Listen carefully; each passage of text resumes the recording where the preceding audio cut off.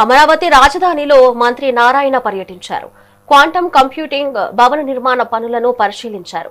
German టెక్నాలజీతో రూపుదిద్దుకుంటున్న ఈ quantum computing భవనాన్ని డిసెంబర్ చివరి నాటికి పూర్తి చేస్తామన్నారు. వచ్చే జనవరిలో సేవలను ప్రారంభిస్తామని తెలిపారు. అమరావతిని నాలెడ్జ్ హబ్ గా తీర్చిదిద్దడమే లక్ష్యమని స్పష్టం చేశారు. హైదరాబాద్ లోని ఐటీ హబ్ తరహాలో అమరావతిలో క్వాంటం హబ్ అందుబాటులోకి రానుందని తెలిపారు.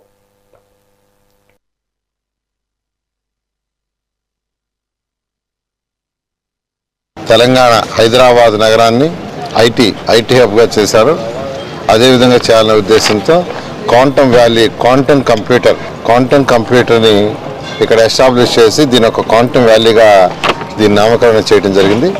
ఆ ఉద్దేశంతో ఏదైతే క్వాంటమ్ వ్యాలీ మిషన్ని ఏర్పాటు చేయబోతున్నారో అటు IBM వాళ్ళు, TCS వీళ్ళందరూ కలిసి దానికి సంబంధించి బిల్డింగు 45,216 చదరపు అడుగుల్లో బిల్డింగ్ ఎంతో వేగవంతంగా కన్స్ట్రక్షన్ జరుగుతుంది.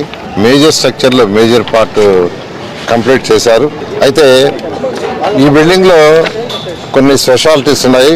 అదేంటంటే ఈ క్వాంటమ్ ల్యాబ్ ఫ్లోర్ ఏదైతే ఉందో దానికి యాక్చువల్గా రూమ్ విత్ ఇన్ రూమ్ అనే ఒక కాన్సెప్ట్ యాక్చువల్గా ఈ బిల్డింగ్ని డిజైన్ చేయడం జరిగింది.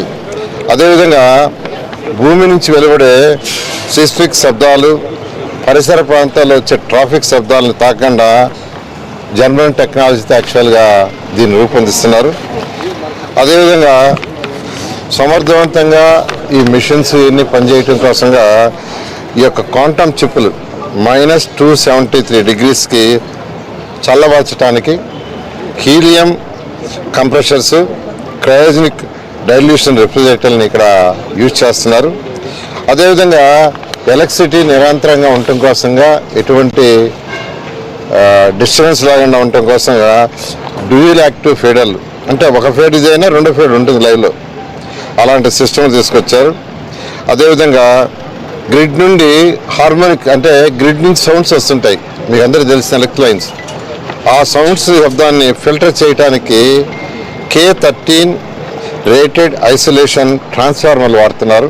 అదేవిధంగా కార్బన్ ఉద్గంటాలను తగ్గించడానికి గ్రీన్ బిల్డింగ్ కాన్సెప్ట్ వాడుతున్నారు. ఈ విధంగా కొన్ని ప్రత్యేకలతో ఈ యొక్క క్వాంటమ్ వ్యాలీ బిల్డింగ్ కన్స్ట్రక్షన్ జరుగుతుంది. తెలంగాణ హైదరాబాద్ నగరాన్ని